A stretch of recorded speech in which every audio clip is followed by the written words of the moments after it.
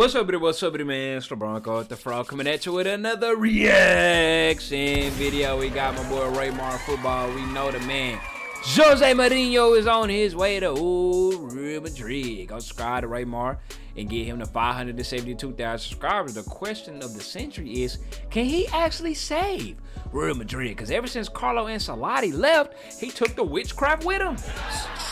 Ain't no more witchcraft at Real Madrid. That's why they not doing these comebacks no more. And that's why they actually looking human in the damn Champions League. You know, the Champions League is their competition. Barcelona is slapping them about. In the La Liga too. Like, goddamn, them niggas ain't even get a single trophy. Will Jose Mourinho be able to manage all of them egos in the locker room? Apparently somebody in the chat said that's all he known for is managing egos. So hey, we'll see. Let's see what goes on. 25 years of watching Real Madrid. I genuinely don't think I've ever seen the club in as much What the hell? It is 2 times 2?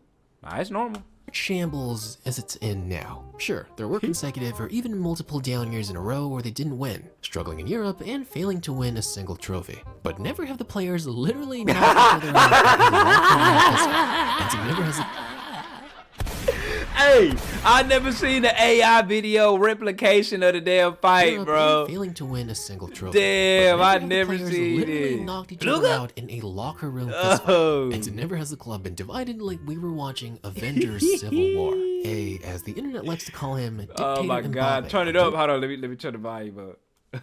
Side, and what many Madrid haters like to say, crybaby Vinny on the other. Right now, the club has been kinda cooked. Their former manager was publicly disrespected and then fired, even though it wasn't his fault. Their two biggest stars not only collide in terms of placement and playstyle on the pitch, but on football philosophy as a whole and belief on how the team should operate. Not to mention, you had the OG dictator himself, Papa Florentino Perez, giving one of the most crash-out press conferences of all time, pointing out that the team lacks mentality, basically saying he doesn't respect or trust Arbeloa enough to possibly handle his own players. Implied he will personally hunt down the leaker of all this recent locker room drama, then boldly claim that he is not under any circumstances going to resign. Again, kind of showing that he was always the OG dictator. Hey, man's like Ancelotti swagged out though.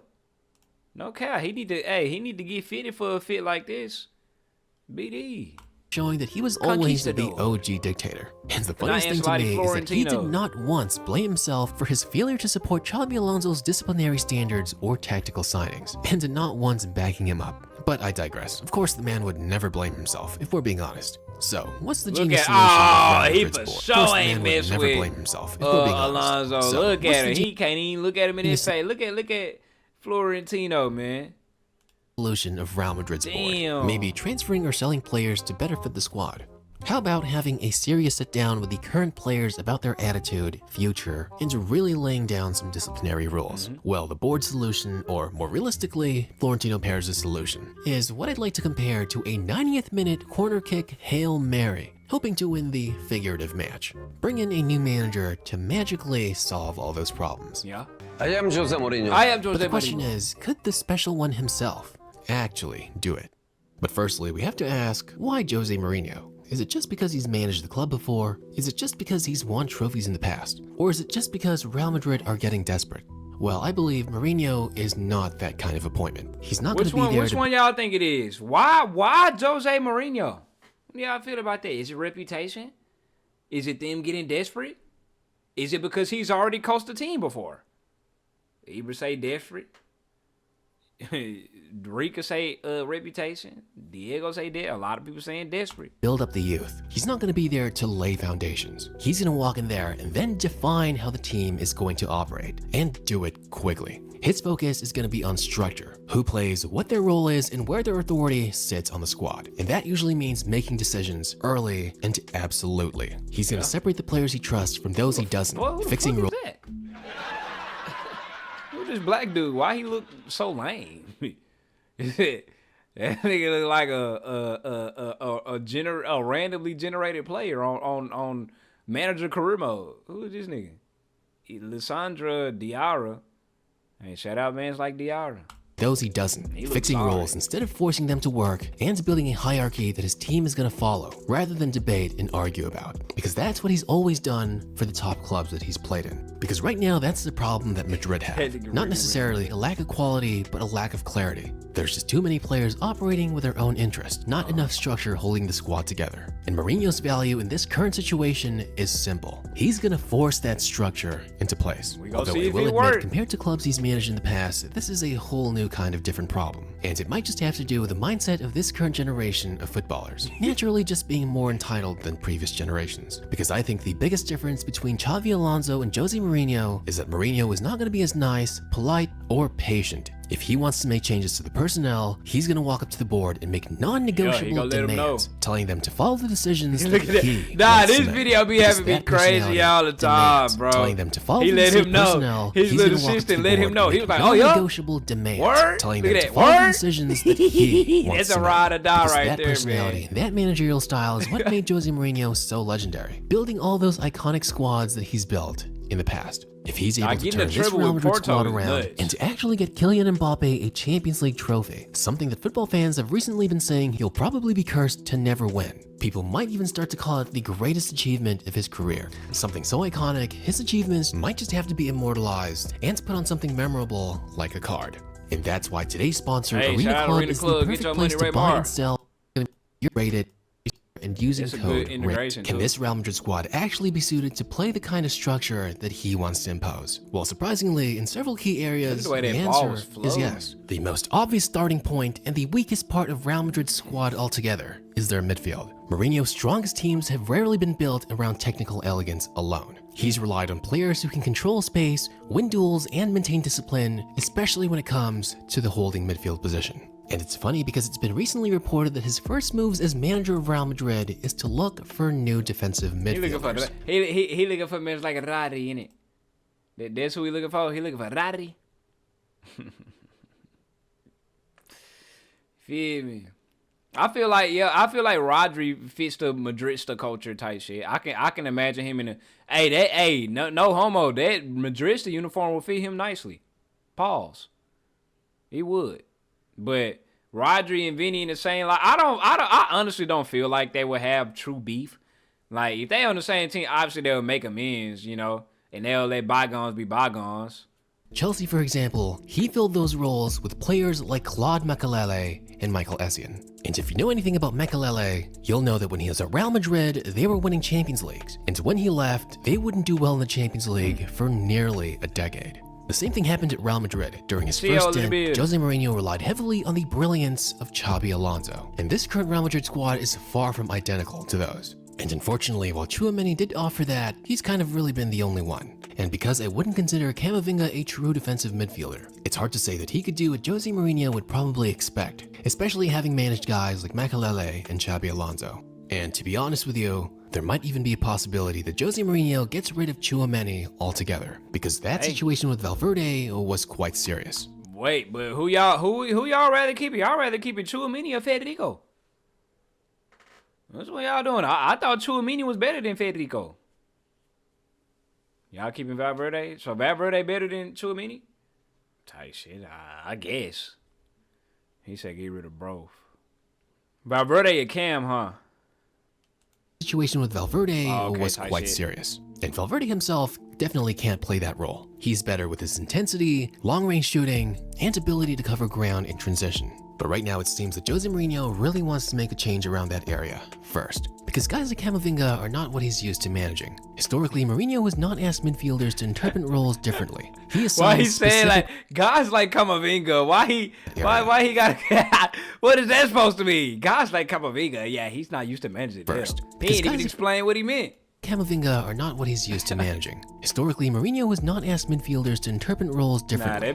He assigns specific responsibilities: protect space, recover possession, or support transitions. And he expects his players to play that certain role he's given them. Not because he thinks players can't do it, but because for his tactics, that structure will help in clarity, making sure players aren't caught off position or confused. Because let's be honest here, Mourinho has not really been known as a tactical master. Instead, he gives you the definition of how he wants you to play, and no matter the formations he'll use. More or less, generally, he'll want you to play that similar way. Now, another important part will be to handle the attack. Mourinho's Hold attacking on, so systems. what is Mourinho's style, coaching style anyway? I know niggas like Pep style. I know niggas like Klopp style, obviously. He's a defensive park the bus type. This is what I was finna bring up. Bro, what club is he coming from again? Mourinho? Benfica, right? So hypothetically speaking, so you telling me Real Madrid is finna start playing like Benfica now? Or because they're in the La Liga, he adapts his play style to the league's play style? Like, how does that work? That's what I'm trying to see. I mean, there's managers and shit. I'm just saying.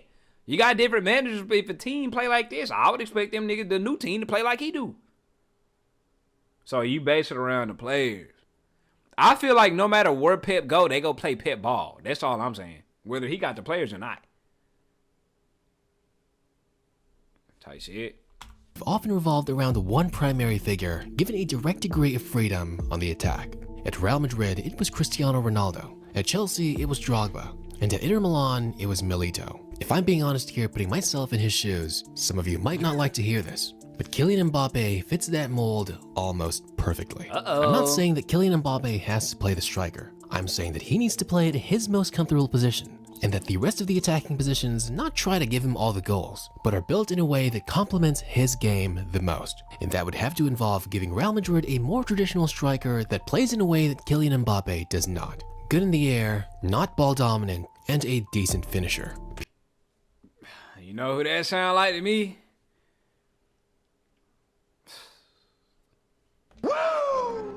Because honestly, if you ask me, I would just rather have Mbappe at the left wing than Vinny Jr. And some might argue that Vinny at the left won a Champions League. Y'all remember I said that? I say, bro, when it come to Vinny or Mbappe, you got, hey, I'm getting rid of Vinicius Jr. If I'm Real Madrid, I'm giving them boys to them pool boys. Giving them to them pool boys and getting Ryan and Cody Gakpo back. Woo! Stole that. Feel me? They'll put in some good work over there in Real Madrid, you know. You need Ryan Gravenberch up in there for when Chouamini or Federico leave. Get Gravenberch up in there, like, you feel me? Just saying, man. While that is true, he played with Benzema and Toni Kroos. And if Mbappe had done the same, I think they would have been even more dominant. So that one shift alone could have significant impact. Because in Real Madrid, I felt in the big moments where they had a lot of pressure, their attack was very individualistic. And it wasn't just Mbappe. Everyone was trying to play the hero instead of working together to get the best player in the best spot a chance at scoring a goal. Then of course there's Jude Bellingham. A different but equally important part of the puzzle. Yeah. Mourinho's teams have historically relied on players who can connect phases of play, not just defend or attack, but move between both with physical and mental intensity. And Bellingham's ability to carry the ball, arriving late into attacking positions, and contributing defensively makes... What you said? What that boy Parker say?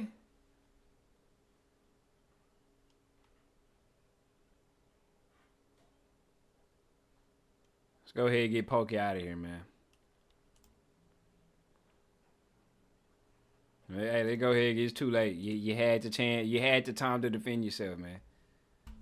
So what I would imagine that Jose Mourinho does with Bellingham is either let him play more box-to-box, add those defensive midfield pieces he's already looking for to complement Jude Bellingham's game, or conversely, adding a more penetrative playmaker to the attacking midfield, building a midfield that can best complement Bellingham. You never know, Mourinho might also look for another right winger. Maybe someone that can dribble a lot and hold his own, just to take the pressure off Madrid's midfield. Sure. Because if Mbappe plays on the left, that's more than solid enough. But that also kind of leaves guys like Rodrigo in limbo. Will he play more like a center forward, or will he stay in the right wing? Right now, we can only guess, but this is kind of what I'm fully expecting. It's to one of the biggest changes that I think Real Madrid is gonna have to make. And hey, like I said, you can ship Rodrigo over here. But it's only gonna be for about 15 mil. We'll give you 15 mil for him. That's it. Nothing more, nothing less. Eventually moving on from Vinny Jr. Now, I'm not saying that he's bad or that he's he said Rigo. It's simply that Real Madrid can't maximize both Mbappe and Vinny in the same structure, especially for a team that Mourinho would ideally like to make. Ancelotti and Xabi Alonso tried, but it's not going to be aligned with the positional discipline that Mourinho demands. So realistically, if they keep Vinny, Mourinho is going to have to adjust his system to accommodate two similar attacking players. It's going to force Vinny into a role that doesn't suit him, creating overall dissatisfaction and drama. And honestly, selling him removes that problem immediately. I know I've been more biased towards Mbappe, but the truth of it is, even in Vinny's best year, after he finished as runner-up to the Ballon d'Or, if Toni Kroos had left and Mbappe never came, I honestly don't think he would have reached that level of performance again. And you simply have to look at the way that he plays in Brazil. Brazil's midfield has never had a player in the quality of Luka Modric or Toni Kroos. And that's why for Brazil, Vinny has never been that amazing. So without an all-time generational midfield maestro orchestrating the attack, I just don't think Vinny would have played the same. And a popular solution I'm actually seeing online is to replace him with a player like Nico Williams. Now,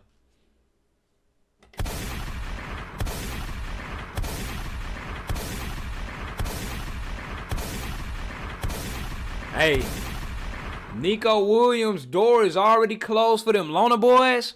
Imagine that nigga went to Real Madrid and then he get to play them Lona boys in the El Clasico and whatnot. And imagine that nigga really just tee up and just go crazy, boy. Hey, my mama, he said he'll choose Barca over Madrid still. Hey, that shit would be storyline-wise. That would be cinema, though. They'll be cinematic. Let me check Nico Williams' stats. I don't know how good he been doing. Apparently, I guess he been doing ass this season. He said play styles. He said he's shit. 6 goals and 3 assists in 25 matches. What's like average goals in the La Liga type shit?